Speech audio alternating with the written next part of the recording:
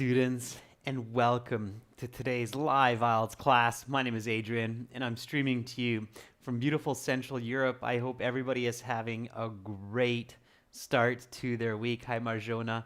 Hi, Abdal Rahman, Ankit, Surya, Christian, Eldor, Huda. Nice to see many of you in this class already. That's fantastic. Everyone, today we are looking at IELTS Speaking Part 1 for some Band 9 tips and practice. Huda, yeah, the IELTS exam that I did went fantastic. I can't tell you my scores yet, but they will be out in some upcoming videos for sure. Students, this lesson is presented to you by aehelp.com for academic IELTS success. Visit us there. For the general IELTS, visit us at GIELTShelp.com. That's general IELTS help.com. On both of our websites, we have lots and lots of materials for you to improve your communication and your IELTS band scores, your English. Our academic website looks like this with the blue background. You can click that big red button to join the premium package. It is a one-time payment for lifetime access, so definitely worth it. We're an official IELTS test registration center. We have British Council agents working for us, so lots of great information for you. On general IELTS, same idea, gieltshelp.com, one-time payment, lifetime access. Click that big red button and you will find videos, practice exams, interactive courses, and lots more. If anybody has questions, just send me an email, adrian@aehelp.com. I see that some of our members are also joining in on the class now. Hi, Carolina, our moderator. Welcome, Rashika and Andre. Good to see you in the class, everyone. All right. So we have a full week of classes, starting with today. We have speaking part 1. Tomorrow, we're going to have some reading for members, listening for everyone, and then we will have some writing and listening Q&A session coming up for members later in the week. All right.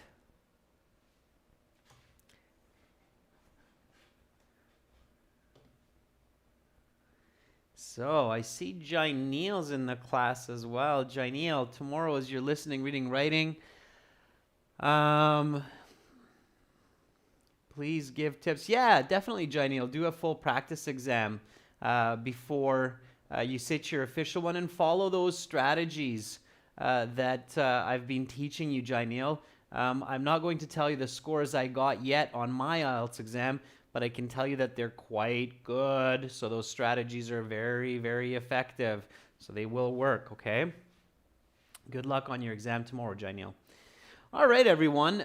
So speaking, yeah, definitely follow these tips to get a band 9 in your speaking.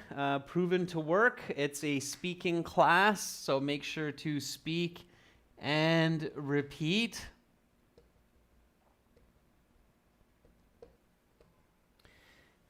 The idea for speaking is to speak in long, clear, full sentence answers. You have to be fluent and you have to give details. So my first advice to you to get a band 9, the tip, I said today is going to be tips and practice. So tip 1 for speaking is to get a band 9, give complete answers with details and do not repeat yourself.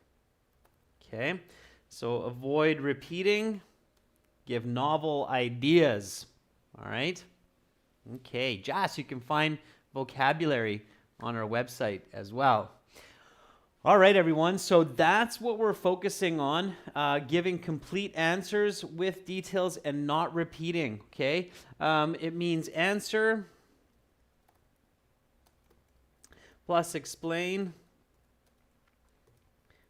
plus example. And the example has to be smooth. Okay, a smooth example.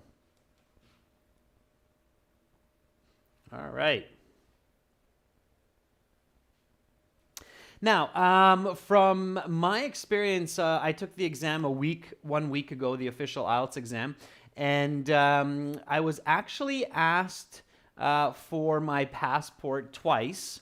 I'm not sure if some of you have the same experience, but they asked me for my passport when I go in 15 minutes or 20 minutes before my speaking interview. And these days with COVID, you have to put all of your belongings into a plastic bag and leave them in a room, like your phone and your jacket, any accessories. You're not allowed a watch into your exam as well. And then they will actually take your picture with your student number. So you have to hold your student number in front of yourself, and they'll have a camera and they'll take your picture for your certificate. And they will also ask you for your passport. Okay, so that's the first time that they ask you for your passport.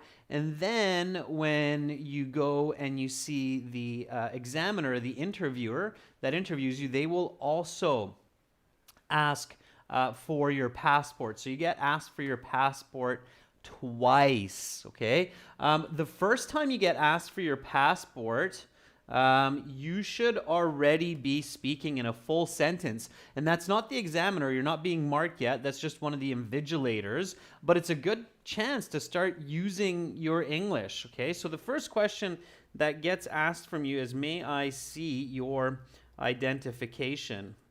And it can be something else than your passport. So right away, you should speak in a nice, full, complete sentence. This is exactly what I did. It helped me to be confident and to be calm as well. So the invigilator will ask you this, may I see your identification? And the examiner will likely ask you as well, okay? You don't pass it to them. You just hold it out. Because of COVID, nobody wants to touch the passport. It's just you. But anyway, the question is, may I see your identification? So Surya says, yes, certainly. Here's my ID that I used to register for this exam. Please have a look. And Surya, good. So say that to the invigilator, okay? Just give a nice, big, full sentence, okay? Alana Zarova says, yes, you may. Here is my ID. I used to register for this exam. Okay. Namik says, sure, this is my passport that I used for registration. Please take a look. Good. Okay. And you want to have the same kind of fluency for the examiner, right? Shamim Khan says, hi, pal. All right. Hi to you as well. Bikash says, yes, of course. Here's my passport. Janelle says, yes, of course. Here's my ID that I used to register for the exam. Please have a look. Those are all very good. Yeah, so nice and smooth, okay? So yes, of course, here is my passport that I used to register for this exam. Please take a look. Okay, and then you pass it to them. So be fluent, both when the invigilator and the examiner ask for your ID. Yeah. When the examiner asked to see my ID, and I said, yes, of course, here's my passport. The passport it's hard paper, so it tries to close. And I even said to him, he kind of looked up and smiled, and I even said to him, please let me know if I'm covering up any important information. Yeah, and he just kind of smiled. He realized it was not really, I wasn't covering anything, but I even said this. So when I was holding my passport for my examiner, I said, please let me know if I'm covering up any important information, because it's hard to hold your passport so that the other person can see every detail with your number and your name and your picture. So I just said, no, it's fine. All right. And then they'll introduce themselves. And again, nice full sentence. So be really fluent right away. Okay. Abhishek, thank you for that. You're awesome. Okay.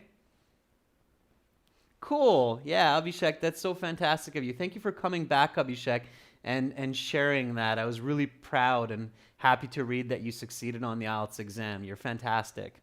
Okay, and I really hope that you succeed with your plans to travel to Canada. So send me an email if you have any questions, okay? All right, everyone. So the next question that you get asked by the examiner is, what is your full name? So again, nice and fluent. What is your full name? Namik says, my first name is Namik and my surname is Safarli. People mostly call me Namik, so please do the same. It makes me feel comfortable. Very nice, Namik. Yeah, and just say that nice and fluent. Okay, that's exactly what I did in my exam. I said my given name is Adrian. My surname is Benedict. Please call me Adrian. It helps me to be a bit relaxed and comfortable. Okay, so yeah, absolutely. So what I'm teaching you in the class is exactly what I was doing in my exam as well.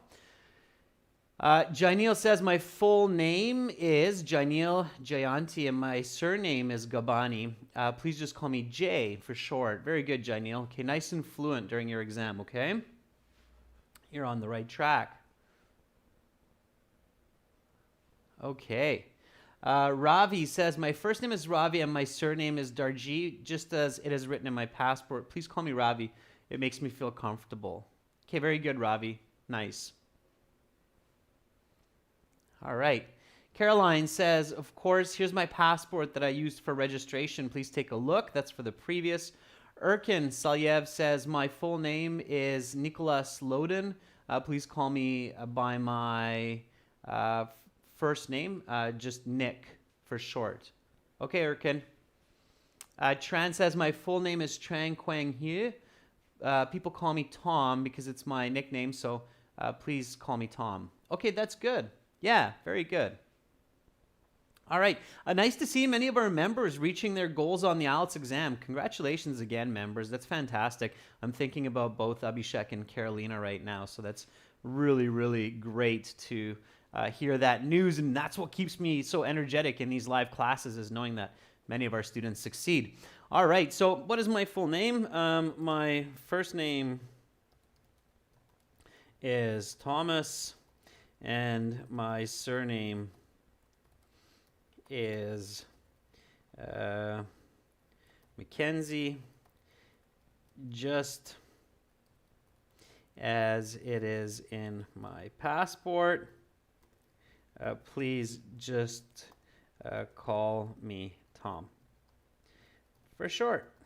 Okay, good. So again, what is your full name? My first name is Thomas and my surname is Mackenzie, just as it is in my passport. Please just call me Tom for short. Okay, Tom. Now I will ask you a couple of questions to get to know you better and some questions on a general topic. Oh, and don't be surprised, students, when you come into the speaking exam. I usually don't talk about this, but don't freak out. It's actually a nice piece of time to concentrate and focus on what you need to do.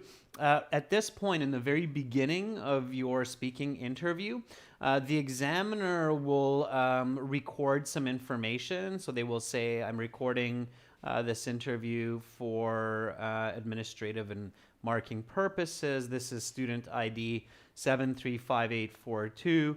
The exam is being done in London. Time right now is 10:35 in the morning.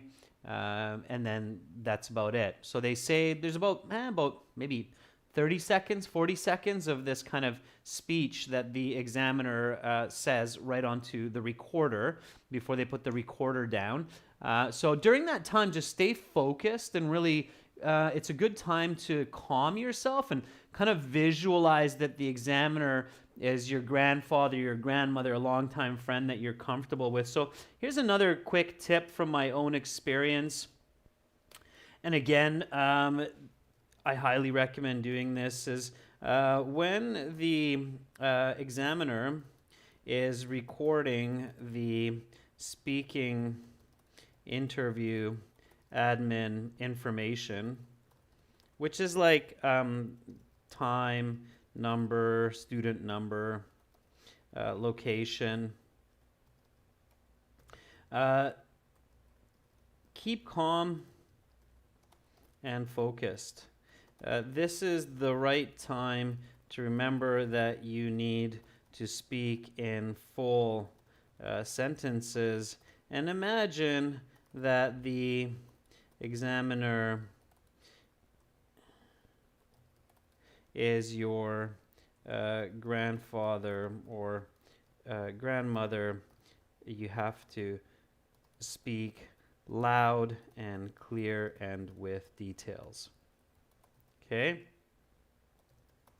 All right? So that's a good time to kind of do that. Don't space out. All right.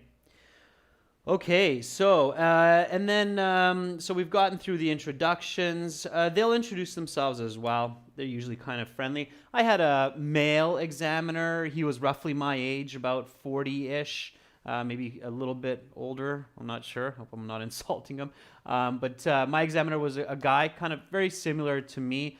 He had quite a mild British accent, so not one of the thicker British accents, but a more mild British accent. He was very professional, very soft-spoken. He wasn't really smiling. He was very neutral from start to finish. What I kind of noticed, too, is they're very subtle.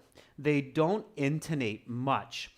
That doesn't mean you shouldn't. So you should intonate. Is everybody clear on that?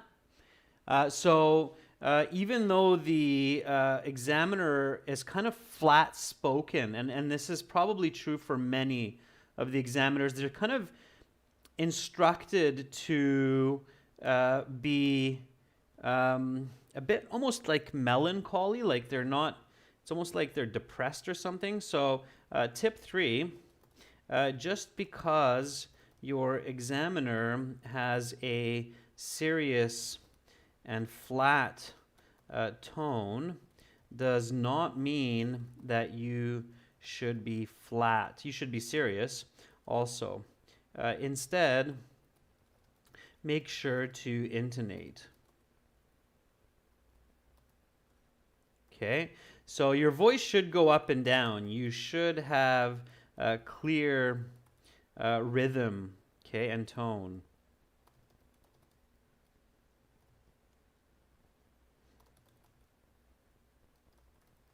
All right. Does everybody kind of get that? It's because you're not the examiner. That's another kind of, so if you're speaking really flat like this, the examiner is very flat. So when the examiner asks you a question, what I mean is they'll talk to you like this. Where do you live? What do you do to relax? They're not going to be like, what do you do to relax? They're not going to be really intonating. They're going to be kind of flat, like, what do you do to relax? Oh, I really like to watch some movies to unwind. So you have to be the more animated. You have to be like the more kind of lively part of the discussion, okay? Don't overdo it, obviously, okay? You're not putting on a drama or a live play for an audience, but definitely, give energy, okay? You have to remember the examiner is there all day interviewing 20, 30 different people. You're only there for that 12, 13, 14 minutes, okay? Of course, they're not going to be super energetic all day, but you have to be energetic. Okay, that's a very clear difference again that I noticed as well. Okay, everybody clear on that? Everybody got that? So don't fall into the same tone as the examiner. All right. Okay, so let's continue on. Where do you live? Give me a nice full sentence answer for this one. Where do you live? Okay. Erkin says, I live in Tashkent, the capital of Uzbekistan.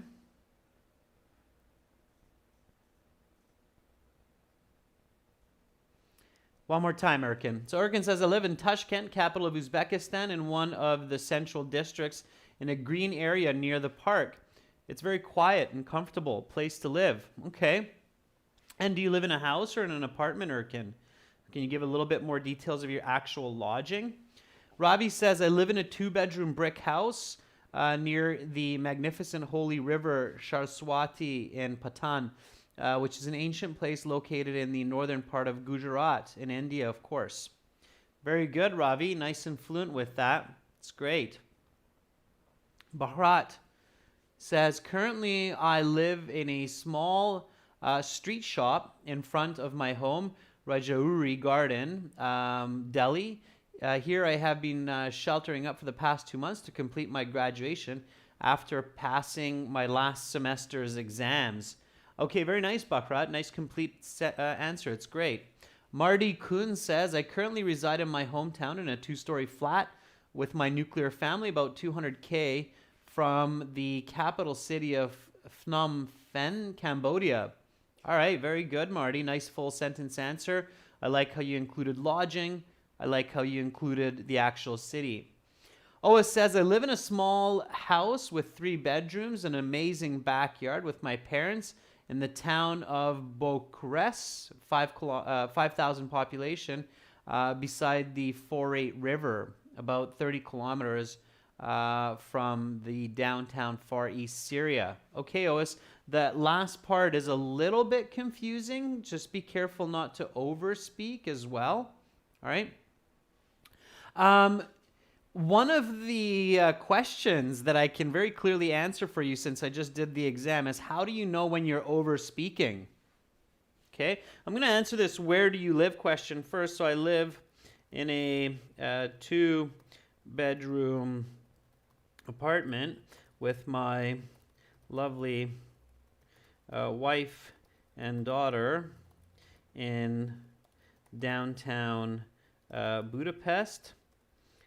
Just a few blocks away from the magnificent Danube River. Okay, so here's my answer. Again, lodging, visual, small to big. Where do you live?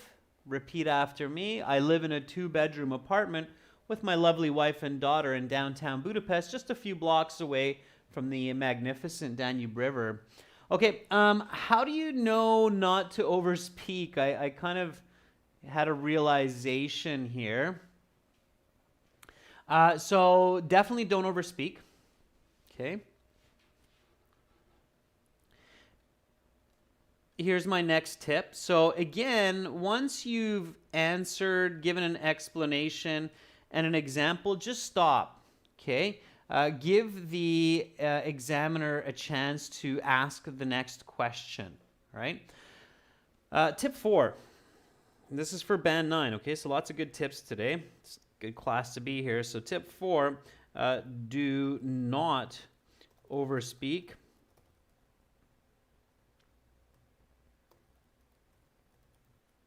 And go off topic, okay? This is bad. You will lose marks for that.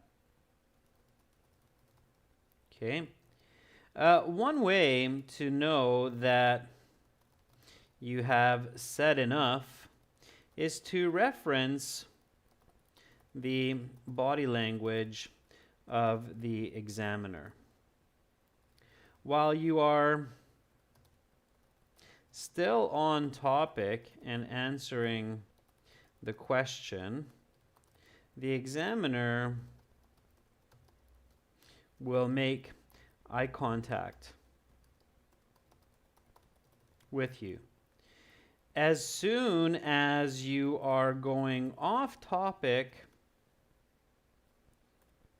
or repeating yourself or simply just saying too much, the examiner will break eye contact and look at their question sheet for the next question.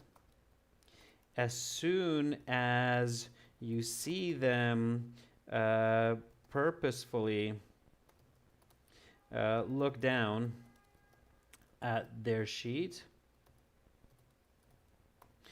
finish speaking. Okay, so that's a really important tip. Everybody got that? So if I ask you the question, where do you live? And you're looking at me and you go, oh, I live in downtown Tashkent, which is, of course, the capital city of Uzbekistan, in a high-rise building on the fourth floor with my parents and my dog Sparky. I love living there. And then as you keep talking and you see the examiner look down, and they're kind of like almost like they're signaling that that's it. So they'll look down, then kind of stop speaking. Don't keep talking to them while they're already looking at their paper, because they're either going to interrupt you, or you start to feel that they're frustrated that you're talking too much. So pay attention to the examiner's body language for when you should stop talking. Okay. All right. You can even, in part 2, we'll talk about that when we do a part 2 class, but even in part 2, you can start to feel when the examiner's like, okay, they've answered the question, it's done. So you can feel it from their body language. Students, please use English in the chat. Okay. Use English in the chat. All right. Okay. Let's go on to part 1. So here the examiner will introduce the part 1 topic, and they may introduce a lot of different topics. The topic I got last week was let's talk about math, or maths, because the British like using the plural on that, the maths, and then asking me questions about math, what I use math for, when did I learn math, what my teachers did to make math fun. Those were some of the questions they asked me last week in the official exam. So part 1 can really be just about any kind of common topic. Today's topic for us here is let's talk about gifts. Okay, so let's talk about gifts. All right, how often do you buy a gift? So answer, explain, example. Srivatsta, no, you can't ask them to explain the topic. They're not going to do that. They just have a sheet. They ask you those questions. That's it. Okay. Nakshayan, you have to check. IELTS is usually valid for 2 years. In some places, it's just valid for 1 year for some applications. So you have to check. But if you're over 2 years, then it's probably expired.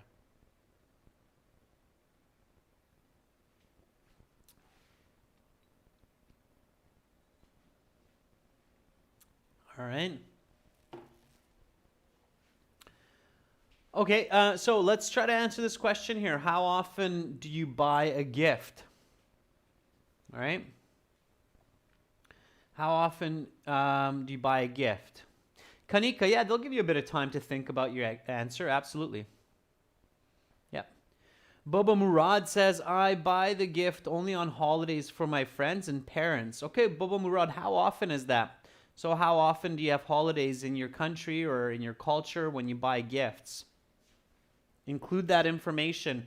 Quantitative language is really important for getting a band 9. Sammy says, I usually buy gifts once in a month, either for my friend's birthday or weddings. Last week, I bought an iPhone 12 for my wife for her birthday. Very nice, Sammy. Okay, so that's a good answer. Explanation, quantitative language. That's exactly what you need to do, okay? So, well, I frequently buy presents for others. I would say at least a couple times each month, whether it's for a birthday or a special holiday gift, like the box of heart-shaped chocolates that I purchased for my wife this past Valentine's Day on February 14th. Okay. So there you go. So quantitative language, that's my next tip. I use lots of quantitative language, and I guess that the examiner definitely liked that because, again, the results were quite good. Tip 5, okay, is make sure to constantly focus on including quantitative language in your answers. This means numbers and identifiable nouns.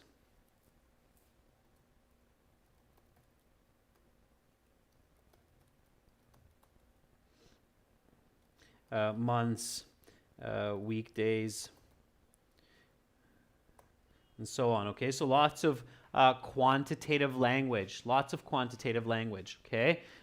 You can't have too much. Well, maybe you can, but it's hard to do that. So, okay, here we go. Repeat after me. How often do you buy a gift? Well, I frequently buy presents for others. I would say at least a couple times each month, whether it's for a birthday or a special holiday gift, like the box of heart-shaped chocolates that I purchased for my wife this past Valentine's Day on Feb 14th. I'm often buying a gift. Yeah, okay. So next question. Here we go. Who do you usually get presents from? And they might ask you the why. Okay, so who do you usually get presents from? Give me a nice full sentence answer for this one.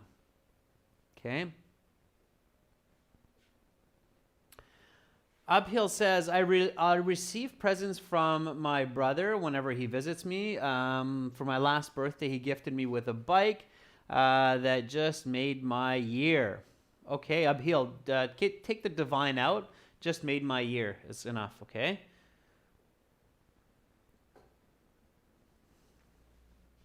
Shrivatsa says, Shrivatsa is asking, I've seen a video of yours asking about a few things related to globalization. I was unsure of what I wanted to answer. What can I do in this situation? Shrivatsa, make it up, visualize, definitely answer, okay? Do your best. You can ask for a question to be repeated if you didn't catch it. Okay, you can do that maybe once or twice. You can also ask some time to think about your answer. You can say, well, I've never really given that much thought, but you definitely do want to answer. Otherwise, you will lose points, okay?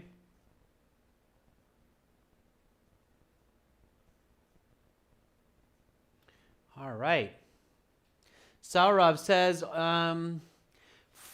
frequently, I buy gifts once or twice a month. It depends if someone is having a birthday or there is a special occasion. Last Monday, I bought a teddy bear for my girlfriend for her birthday. Okay, Sharav, watch your grammar.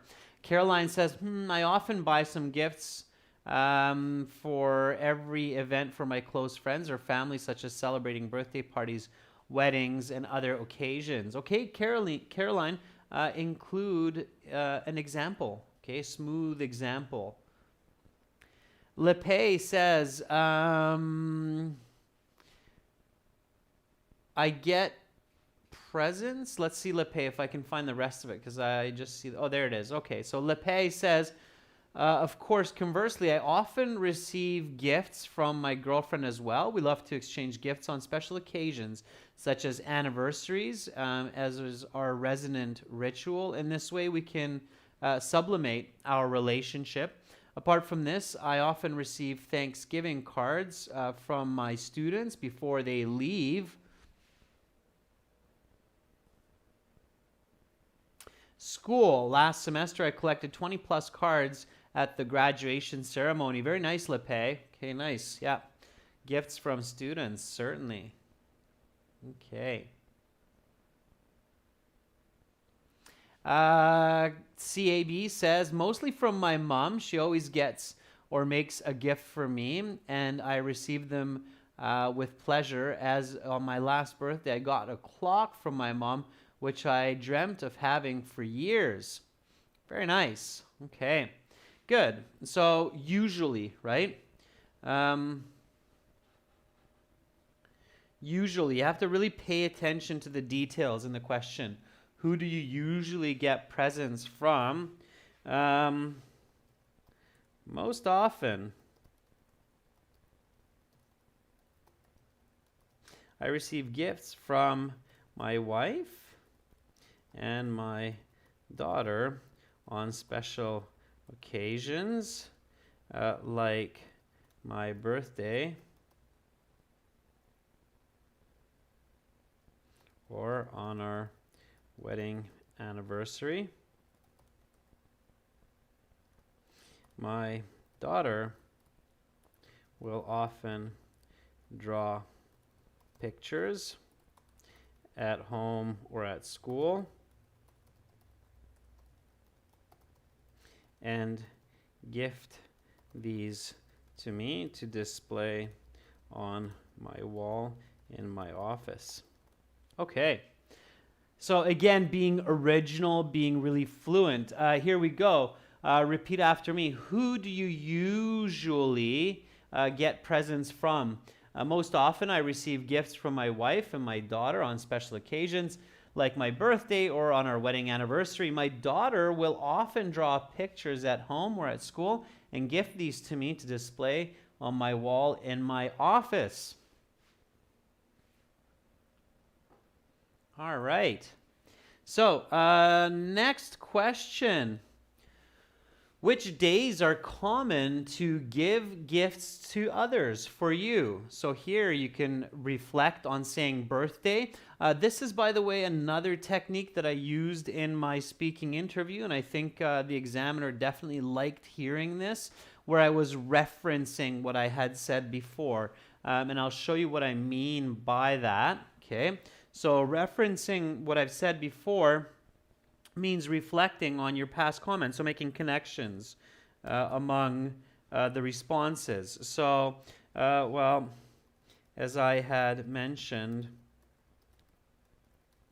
for a couple of the previous questions, okay, so that's the reference. That's where I'm basically making a connection to the other responses, and that's really, really good to do.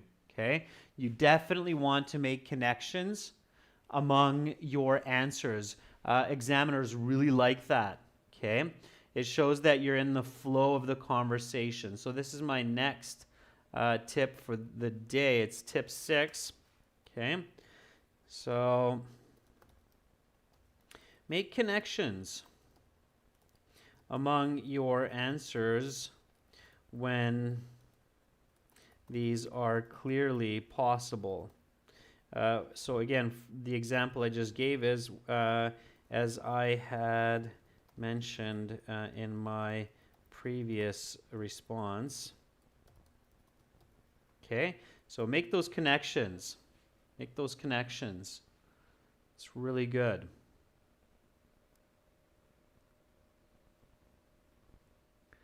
All right.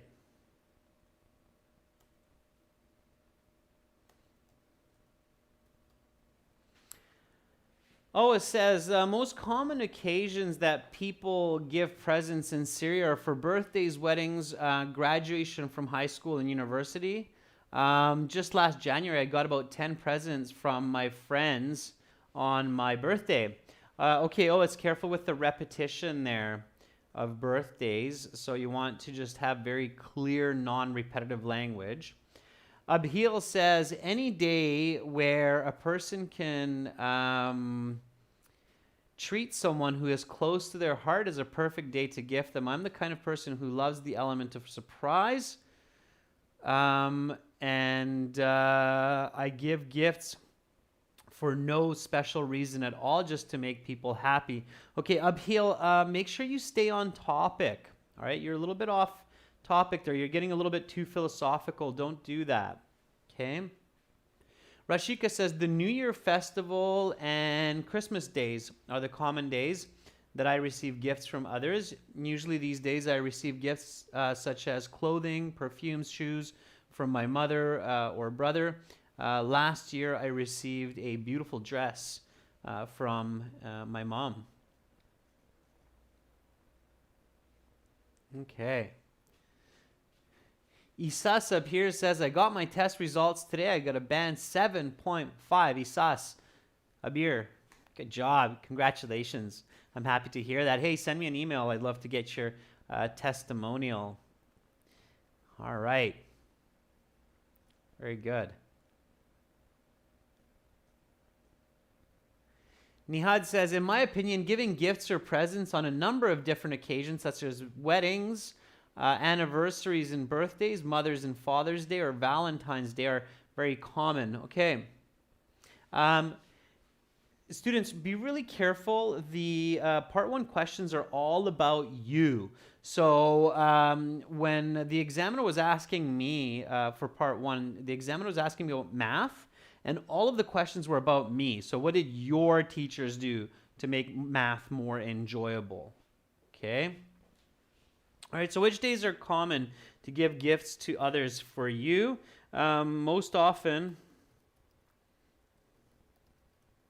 I will give presents to people that are close to me.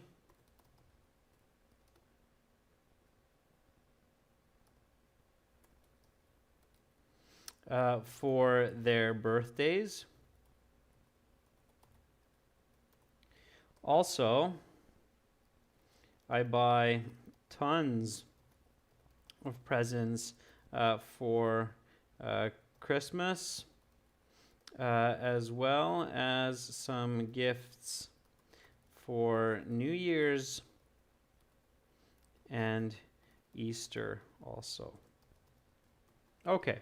And you don't have to name all of them. If you miss one or two, it's totally fine, as long as you get some of the bigger ones. It depends on your culture and your religion.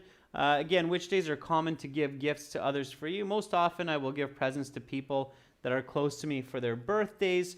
Also, I buy tons of presents for Christmas, as well as some gifts for New Year's and Easter also. Okay, sure. I would start with this. The well as I mentioned. Okay, so making that connection. Well, as I mentioned for a couple of the previous questions, most often I will give presents to people that are close to me for their birthdays. Also, I buy tons of presents for Christmas, as well as some gifts for New Year's and Easter also. That's much better now that I have that connection. Okay, notice how with that connection, it just makes the whole conversation flow. That's what you want to do. Okay, let's go to this next question here. All right. How has gift giving changed compared to a few decades before? Now here, the present perfect is very, very important. So make sure you pay attention to that. Okay, so pay attention to grammar. Okay, so how has gift giving changed compared to a few decades before? This question is in the present perfect, and you want to paraphrase. So few decades is like 20, 30 years. Okay, that's what you have to paraphrase. Paraphrasing is really important, so using your own words to express yourself. Okay. All right, so how has gift giving changed compared to a few decades before? Okay, use the present perfect. Janelle says, while in my perspective, giving gifts to others has significantly changed over the past 2 decades, especially choices and styles due to less time in this fast-paced world. People are often buying gifts online and shipping them directly to the recipient. This has made gift giving very convenient. Okay. Yeah, using technology, of course, always, right? So gift giving has changed with modern technology, especially online shopping like Amazon, right? Okay. Don't use you, students. I didn't use the word you even once in my speaking. And I thought that was really good, and I think the examiner liked it as well. Okay. Speaking and writing are very subjective, so you really do have to convince the examiner that you're giving them the information that they need or that they see as a band 9, okay? Gervier says, about a decade or two ago, it was common for people to gift handmade presents, such as a woolen sweater, but nowadays people prefer to buy gifts from the supermarket. Don't use the word something, Gervier. Stay away from something. Okay. Naman says, in past times, a good gift might have been more relevant only for bigger achievements, like scientists or politicians. However, nowadays, it has drastically changed to materialistic objects. I'm not sure what you mean by that. You have to have clarity. Okay. Surya says, well, in the past, people used to give greeting cards as a gift, but recently there's been a lot of change in items. Okay. All right. So there have been many changes in the way people exchange gifts nowadays as compared to 20 or 30 years ago. This has been impacted by both culture and technology. Recently, people tend to often buy gifts online or even digital gifts like gaming cards or movie subscriptions, which simply weren't around in the past. Also, people have become much better off, and instead of receiving gifts that are practical, like a